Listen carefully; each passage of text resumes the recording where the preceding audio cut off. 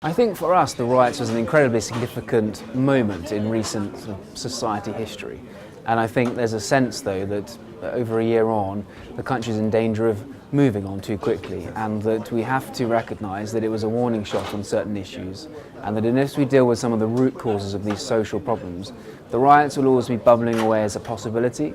That's not to be doom and gloom, that's not to be negative necessarily, because we know that most young people are fantastic, and we had a great summer of celebration of sport this year which involved no public disorder, but there were certain issues that the riots revealed, and that is why we feel as a think tank we've got to put the political pressure on so that the politicians don't feel with one or two speeches and reports it's job done, because it's not.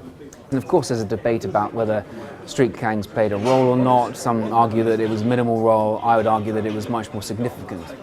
But I think on street gangs you've now seen a positive strategy emerge which will start to get to some of the root problems of street gangs. But there are other things too. And they're actually longer term issues. So we're seeing some positive welfare reform, some positive education reform, but things like stronger families and absent fathers and some of the mental health issues, some of that is still bubbling away, and I don't think that we're seeing quite enough done on a number of those issues. My fear is that at the time we had the right reaction, but that now we're a bit further on and there seems to have been sort of some order restored on the streets, that these sort of people in cabinet feel it's job done, it's not. And the order that you see on the streets is really keeping a lid on something much more significant below that, but also on many estates where that kind of anarchy reigns from week to week. We just don't see it because it's not on our high street.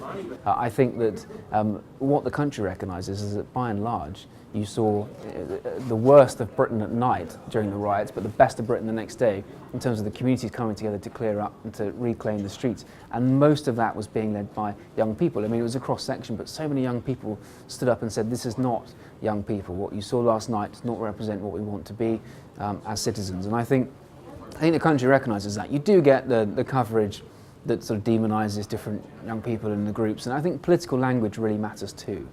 But by and large, good news isn't news, so you don't see much of it. But I think the country understands that the next generation coming through, we can sort of leave the country to them in good faith and know that so many of them have got so much to offer and so much potential to give. I think there is a need to have the young person's voice much more at the heart of the debate, and I think we see it in sort of slightly tokenistic ways, like young person's question time, or you get young people editing different magazines and newspapers for a while. I think we need to find a way of making sure that the youth voice, and of course it's not one group that we can generalise as young people, but we need to find more avenues for them to have voices into the national policy debate and the development that goes on in Whitehall. So I think that there's definitely a lot more to be done on that, and I think young people really want to have that. And we see things like the Youth Parliament, which I think do give people a chance to get involved and engaged, but it's not enough. They're having to make some really tough and I think difficult decisions on budget reductions. So we've already seen 18 billion come out of welfare in terms of the working age budget. But at the same time, we are seeing new money going into the welfare system in order to create something called universal credit.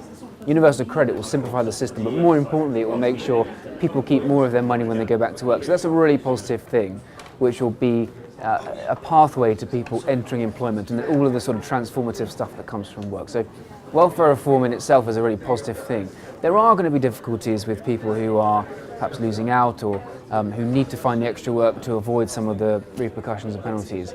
We've got the time to get that right. I don't think welfare reform is a risk in terms of further rights. I think welfare reform is a sort of bulwark to other future disorder.